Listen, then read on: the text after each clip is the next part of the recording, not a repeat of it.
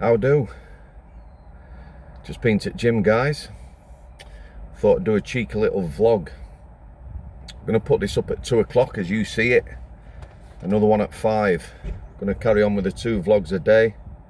Get through some of these questions. Autofocus kicking in again. Sorry about that, guys.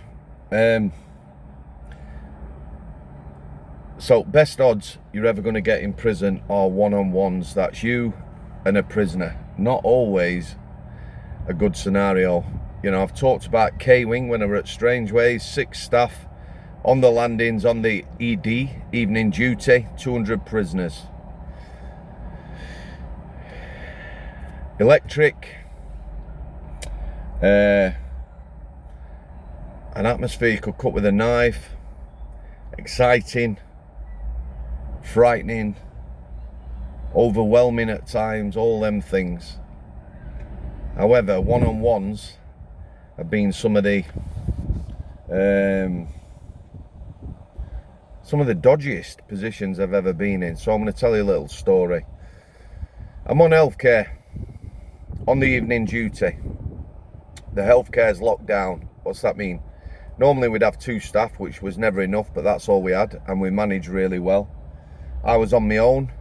There was a nurse manager and 1 healthcare assistant. Nurse manager was in charge. We didn't have a senior officer on there. Prison manager, we had a nurse manager. Healthcare assistant is just that, used to support the nurses, help the nurses.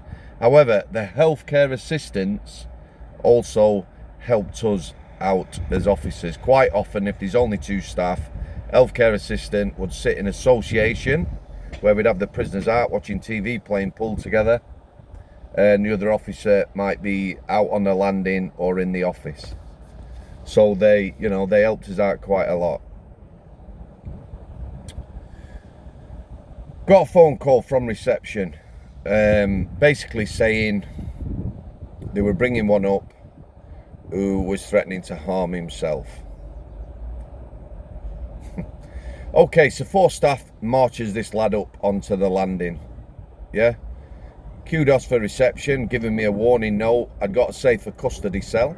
We had 2 sorts of cells, normal prison cells and a safer custody cell that used to be called an anti-ligature cell. There's no such thing as an anti-ligature cell. Some of the forensic units, mental health hospitals and the like, have seclusion rooms which are probably pretty close to anti-ligature. But where there's a will, there's a way. So they drops him on the landing. You could see this lad were angry. I knew him not well. No dynamic security with this lad. He's usually on the detox wing. A little bit taller than me. Nowhere near as heavy. Always looked like the light was on, but he wasn't altogether there. I'm sure you know what I mean. That's in no way being derogatory. Maybe something underlying, but he'd, never come under mental health or anything like that. So these 4 lads drops him off. He's angry. They all starts leaving the landing. I said, excuse me. Yeah, I'm on my own. So one of them says, so? I says, one of you needs to stay here while I process this lad. Weren't happy. Anyway, 3 reception staff, normal reception staff got off. They left an officer I knew from the top jail with me. I got on with this lad. He was an ex-squaddy, taller than me, Billy Big Arms, gym head, quietly spoken, could have a laugh with him, didn't dislike him at all. So, angry man, let me explain about the healthcare procedurally. If somebody come on the healthcare, like the segregation unit, they will be strip searched when they came on. We had vulnerable people on there. On the wings, you had razors and the like. And healthcare was also no smoking. So you will be taking tobacco products off them if they had them. Keep them in the office. Also razors, anything like that. We had a vulnerable clientele on there. So you will be strip searched. Your property will be taken off you, searched. I'd usually do that straight away. Cause them as little... shall we say, upset as possible, give them the property back. So this lad's on the landing with me. I've got the squaddy, and Oppie's there. Oppie's an healthcare assistant. Hoppy is a lass, not a lad. Okay, she were alright, Hoppy. Talked about before. We banged heads now and again, like you do, but we got on well. So I says to this lad, I explained procedure, I always used to. You know, we need to strip search you, put you in here, I'm going to take your property off you. If you got any tobacco, I'll be taking that, and then I'll let you have your property back. Not happy, straight away. He's gone to a 10. 1 to 10, 1 being calm, 10 being gonna go. So he says to me, you're an effing nonce. Nonce, acronym, not on normal court exercise. Nonce, sex offender, paedophile. He's called me a nonce. I've told him I'm strip searching him. The squaddy. Before I say this, again, understand it's just descriptions, this. The squaddy starts walking off. I said nothing, me. I've got my eyes on this guy. I'll tell you why in a minute. The squaddy starts walking off. Oppie says to him, where are you going? He ignored her and walked past her, out of my sight. So Oppie looked at me, and she moved over to the general alarm bell. Yeah? Every wing, every landing in the prison has general alarm bells. You press that, the ECR, emergency control room, would alert staff via radios where there was an incident. So it'd come up, ex-landing, healthcare or whatever. Anyway, she moved over looking at me. Now, she was a sensible lass, Oppie. If she thought it was going to kick off, or I give it a nod, she would press that. No questions asked. On the subject of the squaddy who walked off, the fact is a squaddy means nothing, yeah? A lot of people in the prison service have no bottle. What's bottle? Bottle is, you know, when it's getting a bit tasty, you know how to, well, let's face it, it's about adrenaline. Adrenaline, you know, this lad, he's on top note, his adrenaline kicked in. Mine has. My legs are shaking. Yeah, it's one-on-one, on a landing, this lad's on top note. Lots of people will back down from situations. If a prisoner, you know, bigging himself up, standing over somebody, shouting at him, a lot of people will back down. That's no bad thing sometimes. You've got a prisoner on a landing, he's not happy. Yeah, you back down, he goes behind his door, job done. You know, no need to front him. But at times, 2015 at Strangeways, when everything changed, lots of confrontation, lots of staff backing down. The prisoners, you know, they'll get their heads up. If they're not getting challenged, they'll push it and they'll keep pushing it. So the squaddy's gone. Oppie's by the bell. As soon as he called me a nonce, I thought, you know, perhaps there's some abuse in this lad's life. Straight away, thought it. I've talked about this before. I've talked about it with other people. Strip searching when you come into certain establishments straight from court. You know, you imagine all these people, and there's lots of them I know now being abused as kids, being strip searched. The strip search, which incidentally I'm going to talk about later. Yeah, I'm starting today UK Prison Service information. So this afternoon, after you've watched this, 5 o'clock, there will be one up about searching in prison. That is going to go on its own playlist on my channel. I'll be adding to that regular, so people who are coming to the channel can go and have a look what I'm talking about, or people in general want to know, or people who might have loved ones going to prison. They'll get an idea of routines, PSOs, prison service orders, PSIs, prison service instructions. Yeah, you know, you've been abused, you've been strip searched, must be horrendous. Anyway, this lad has got a prison plastic knife. Prison plastic knife in standard form. If someone rammed it hard enough into your ribs, it would go through your ribs or your stomach or whatever.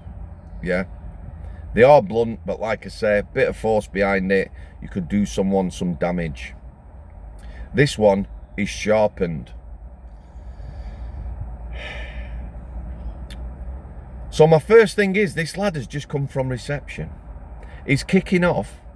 He's carried his property up, but he's got a plastic prison knife in his pocket. Where has he got that from? He's been in reception. He must have been searched or whatever. He's kicking off.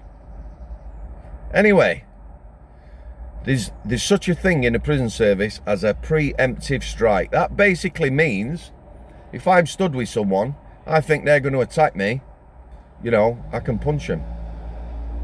I don't mean that, you know, it's not a sort of get out of jail free card, excuse the pun. But yeah, I'm stood with this guy. That would be a time to use a preemptive strike. He's got a plastic knife, he's threatening me, he's on top note. I've always said a lot of officers, I think, would be fearful of doing a preemptive strike for defending themselves. On camera, stood on a landing, no dialogue, you punch a prisoner in the face who stood opposite you. What do you think to that? Okay, back to this lad. I didn't take my eyes off him. I says, right, a couple of things are going to happen. We're either fighting, me and you, now, and that lassie's going to press alarm bell, or you can put that knife back in your pocket and keep hold of it. Yeah? Maintain contact. Put his hand in his pocket with a knife. I says, right, now what I'm going to do, I'm going to ask this young lady to go and phone, go and phone a manager, which she did. I was quite happy for her to do that and move away from the alarm bell. Didn't take long, couple of minutes, managers come on, I explained what were going on, I backed off.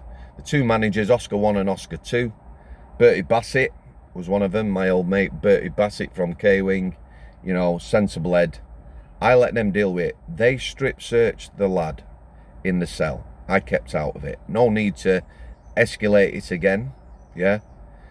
They did it in a proper manner and with decency. When they'd done it and they come out of the cell, I thanked them for the time. I went and had a look in the observation hatch. I asked the lad whether he would like a cup of tea, because they didn't have kettles on the healthcare at that time. I got him a brew. I searched his property. I told him I put it outside the door so he knew it was there, and when another member of staff, i.e. a prison officer, came on, I would pass him his property. Yeah, there was only me there. I weren't opening his door to give it him. I went down to the office. Oppie's there. Laddo has now gone. She says, what were all that about? I says, don't know. She said I'd proper go at him. Which she will have. You know, asking him why he was leaving somebody stood on the landing with somebody who was threatening to kick off. That's life, yeah?